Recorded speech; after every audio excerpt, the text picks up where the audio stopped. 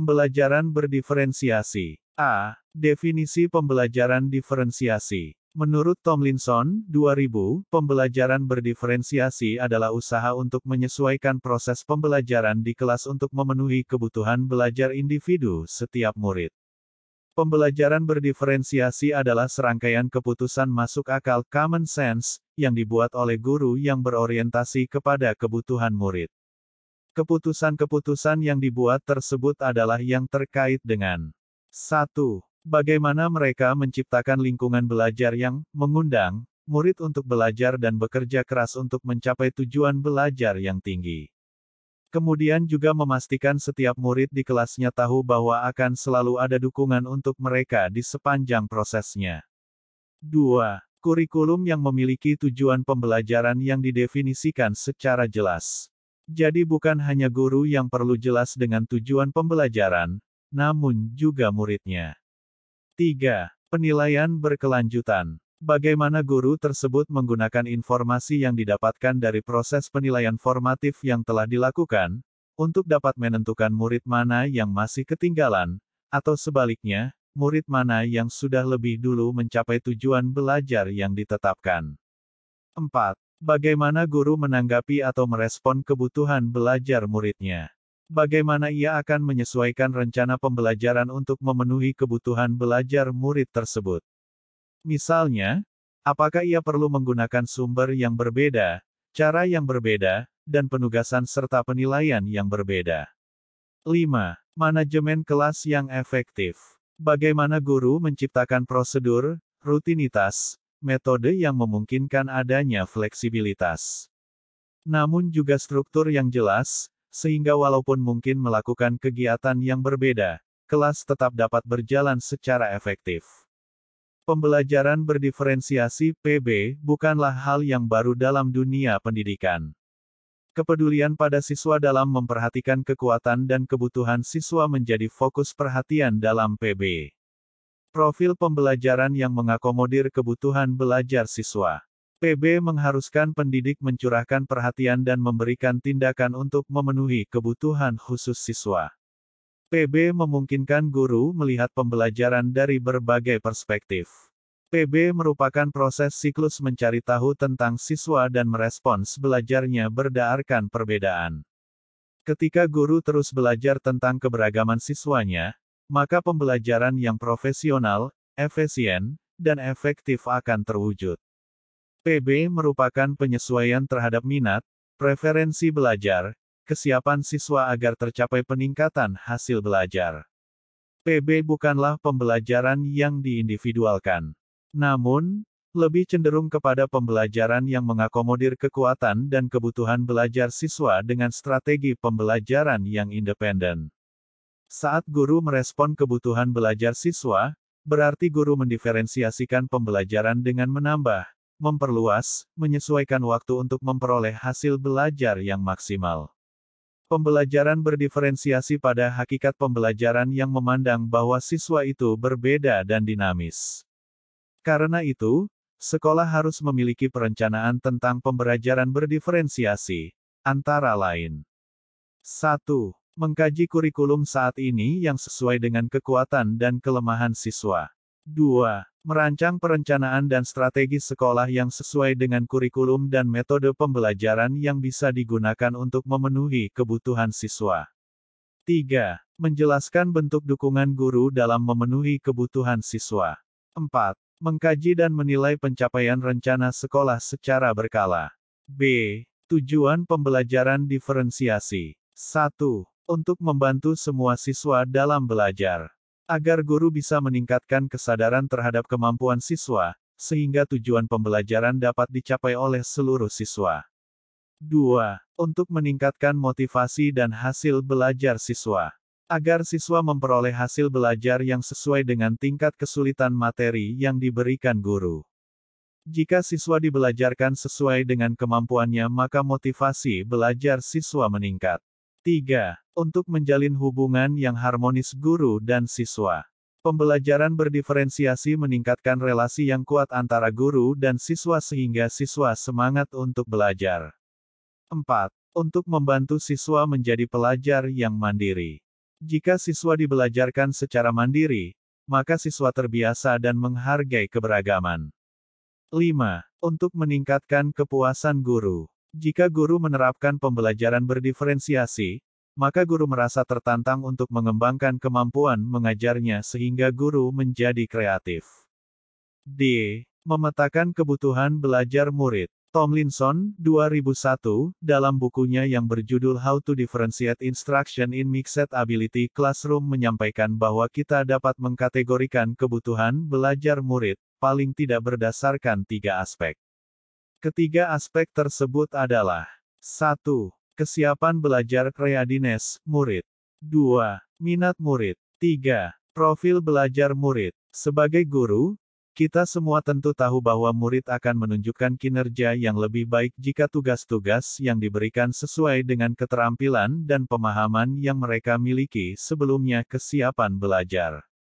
Lalu jika tugas-tugas tersebut memicu keingintahuan atau hasrat dalam diri seorang murid, minat, dan jika tugas itu memberikan kesempatan bagi mereka untuk bekerja dengan cara yang mereka sukai, profil belajar.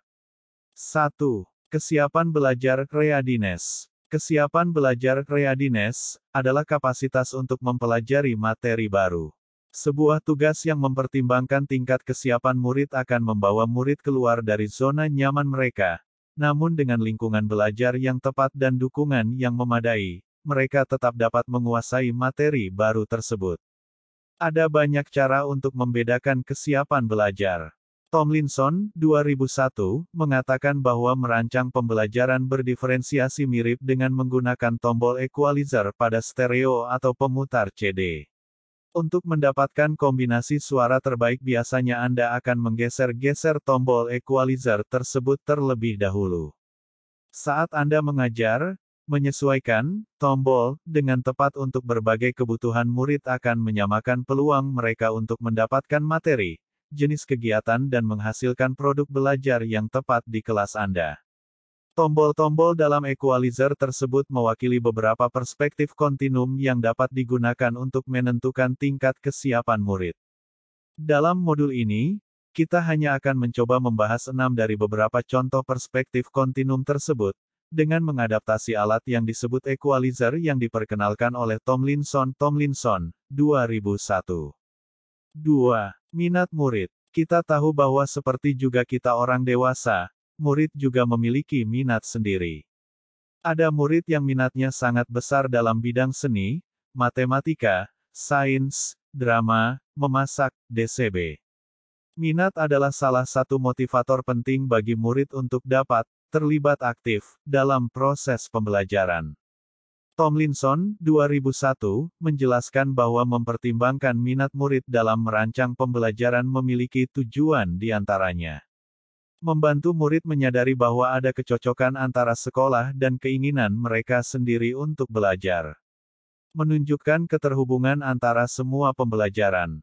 Menggunakan keterampilan atau ide yang familiar bagi murid sebagai jembatan untuk mempelajari ide atau keterampilan yang kurang familiar atau baru bagi mereka, dan meningkatkan motivasi murid untuk belajar. Sepanjang tahun, murid yang berbeda akan menunjukkan minat pada topik yang berbeda. Gagasan untuk membedakan melalui minat adalah untuk menghubungkan murid pada pelajaran untuk menjaga minat mereka. Dengan menjaga minat murid tetap tinggi, diharapkan dapat meningkatkan kinerja murid. Beberapa ide yang dapat dilakukan untuk meningkatkan dan mempertahankan minat diantaranya misalnya, meminta murid untuk memilih apakah mereka ingin mendemonstrasikan pemahaman dengan menulis lagu, melakukan pertunjukan atau menari atau bentuk lain sesuai minat mereka. Menggunakan teknik jigsaw dan pembelajaran kooperatif. Menggunakan strategi investigasi kelompok berdasarkan minat. Membuat kegiatan sehari di tempat kerja. Murid diminta mempelajari bagaimana sebuah keterampilan tertentu diaplikasikan dalam kehidupan nyata. Mereka boleh memilih profesi yang sesuai minat mereka. Membuat model. 3. Profil belajar murid. Profil belajar murid terkait dengan banyak faktor, seperti bahasa, budaya, kesehatan, keadaan keluarga, dan kekhususan lainnya. Selain itu juga akan berhubungan dengan gaya belajar seseorang. Menurut Tomlinson, dalam Hockett, 2018 profil belajar murid ini merupakan pendekatan yang disukai murid untuk belajar, yang dipengaruhi oleh gaya berpikir, kecerdasan, budaya, latar belakang, jenis kelamin, del. Tujuan dari pemetaan kebutuhan belajar murid berdasarkan profil belajar adalah untuk memberikan kesempatan kepada murid untuk belajar secara natural dan efisien. Namun demikian, sebagai guru, kadang-kadang kita secara tidak sengaja cenderung memilih gaya belajar yang sesuai dengan gaya belajar kita sendiri. Padahal kita tahu setiap anak memiliki profil belajar sendiri. Memiliki kesadaran tentang ini sangat penting agar guru dapat memvariasikan metode dan pendekatan mengajar mereka. Penting juga untuk diingat bahwa kebanyakan orang lebih suka kombinasi profil. Menurut Tomlinson, 2001, ada banyak faktor yang dapat mempengaruhi pembelajaran seseorang. Berikut ini adalah beberapa yang harus diperhatikan. Lingkungan, suhu, tingkat aktivitas, tingkat kebisingan, jumlah cahaya. Pengaruh budaya, santai, terstruktur, pendiam, ekspresif, personal, impersonal. Visual, belajar dengan melihat diagram, PowerPoint, catatan, peta, grafik organisator. Auditory, belajar dengan mendengar kuliah, membaca dengan keras, mendengarkan musik. Kinestetik, belajar sambil melakukan, bergerak dan meregangkan tubuh, kegiatan hands-on, DCB. Komponen pembelajaran diferensiasi. Ada empat komponen pembelajaran berdiferensiasi, yaitu, isi, proses, produk, dan lingkungan belajar. 1. Isi meliputi apa yang dipelajari siswa. Isi berkaitan dengan kurikulum dan materi pembelajaran. Pada aspek ini, guru memodifikasi kurikulum dan materi pembelajaran berdasarkan gaya belajar siswa dan kondisi disabilitas yang dimiliki. Isi kurikulum disesuaikan dengan kondisi dan kemampuan siswa. Umumnya, guru tidak mampu mengontrol isi kurikulum yang spesifik, yang tidak bisa dipahami semua anak, berdasarkan gaya belajar siswa serta menyesuaikan materi pembelajaran berdasarkan jenis disabilitas yang dimiliki. Contoh diferensiasi pada komponen isi adalah A. Menggunakan bahan bacaan pada berbagai tingkat keterbacaan. B. Menyediakan bahan ajar pada kaset. C. Menggunakan daftar kosakata untuk mengetahui tingkat kesiapan siswa. D. Mempresentasikan ide melalui sarana pendengaran dan penglihatan. E. Menggunakan teman bacaan. F. Menggunakan kelompok kecil untuk mengajarkan kembali ide atau keterampilan pada siswa yang mengalami kesulitan, serta memperluas pemikiran atau keterampilan peserta didik yang sudah menguasai. 2. Proses, yakni bagaimana siswa mengolah ide dan informasi. Bagaimana siswa berinteraksi dengan materi dan bagaimana interaksi tersebut menjadi bagian yang menentukan pilihan belajar siswa. Karena banyaknya perbedaan gaya dan pilihan belajar yang ditunjukkan siswa, maka kelas harus dimodifikasi sedemikian rupa agar kebutuhan belajar yang berbeda-beda dapat diakomodir dengan baik. Gregory dan Chapman, 2002, menyatakan proses pembelajaran yang dimodifikasi tersebut adalah A. Mengaktifkan pembelajaran. Aktivitas belajar difokuskan pada materi yang dipelajari, menghubungkan materi yang belum dikuasai, memberi kesempatan pada siswa untuk mencari mengapa materi yang dipelajari penting, dan menjelaskan apa yang dilakukan siswa setelah belajar. B. Kegiatan belajar. Melibatkan kegiatan pembelajaran yang sebenarnya, seperti pemodelan, latihan, demonstrasi, atau game pendidikan. C. Kegiatan pengelompokan. Baik kegiatan belajar individu maupun kelompok harus direncanakan sebagai bagian dari proses pembelajaran. Contoh diferensiasi pada komponen proses adalah A. Menggunakan kegiatan berjenjang, semua siswa bekerja dengan pemahaman dan keterampilan yang sama, serta melanjutkan dengan berbagai tingkat dukungan, tantangan, dan kompleksitas. B. Menyediakan pusat minat yang mendorong siswa untuk mengeksplorasi diri. C. Mengembangkan agenda pribadi, daftar tugas yang ditulis oleh guru, yang harus diselesaikan selama waktu yang ditentukan. D. Menawarkan dukungan langsung lainnya bagi siswa yang membutuhkan. E. Memvariasikan waktu yang disediakan bagi siswa untuk menyelesaikan tugas. 3. Produk. Bagaimana siswa menunjukkan apa yang telah dipelajari. Produk pembelajaran memungkinkan guru menilai materi yang telah dikuasai siswa dan memberikan materi berikutnya. Gaya belajar siswa juga menentukan hasil belajar seperti apa yang akan ditunjukkan pada guru. Contoh diferensiasi pada komponen produk adalah: A. Memberi siswa pilihan cara mengekspresikan kebutuhan pembelajaran, seperti membuat pertunjukan boneka, menulis surat, atau membuat puisi. B. Menggunakan rubrik yang cocok dan memperluas keberagaman tingkat keterampilan siswa. C. Membolehkan siswa bekerja sendiri atau berkelompok kecil untuk menuntaskan tugas. D. Mendorong siswa untuk membuat tugas mereka sendiri. 4. Lingkungan belajar. Bagaimana cara siswa bekerja dan merasa dalam pembelajaran. Contoh diferensiasi pada komponen lingkungan belajar adalah: A. Memastikan ada tempat di ruangan untuk bekerja dengan tenang dan tanpa gangguan, serta tempat yang menyediakan siswa berkolaborasi. B. Menyediakan materi yang mencerminkan berbagai budaya. C. Menetapkan pedoman yang jelas untuk kerja mandiri yang sesuai dengan kebutuhan siswa. D. Mengembangkan rutinitas yang memungkinkan siswa untuk mendapatkan bantuan ketika guru sibuk dengan siswa lain dan tidak dapat segera membantu mereka. E. Membantu siswa memahami bahwa ada siswa yang perlu bergerak untuk belajar, sementara yang lain lebih suka duduk dengan tenang. F. Prinsip-prinsip pembelajaran diferensiasi. 1. Asesmen yang berkesinambungan dalam pembelajaran. Guru secara terus-menerus mengumpulkan informasi tentang bagaimana siswa belajar sehingga dapat menyusun rencana pembelajaran yang sesuai dengan kebutuhan siswa. 2. Guru menjamin proses pembelajaran yang mengakui keberadaan semua siswa. Siswa dibelajarkan berdasarkan kesamaan minat, merangkul semua siswa. Guru memandang semua tugas siswa berharga dan bermanfaat.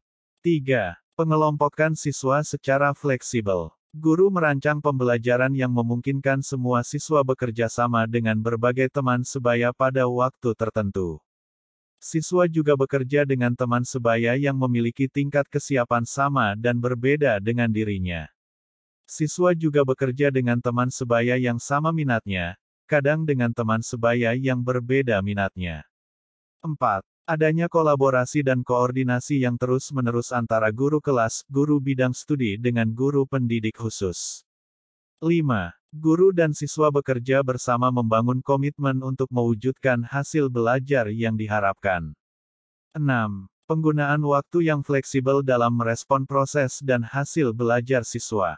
7.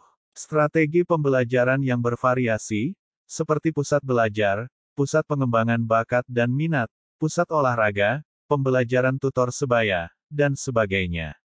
8. Siswa dinilai dengan berbagai cara sesuai dengan pertumbuhan dan perkembangan setiap siswa.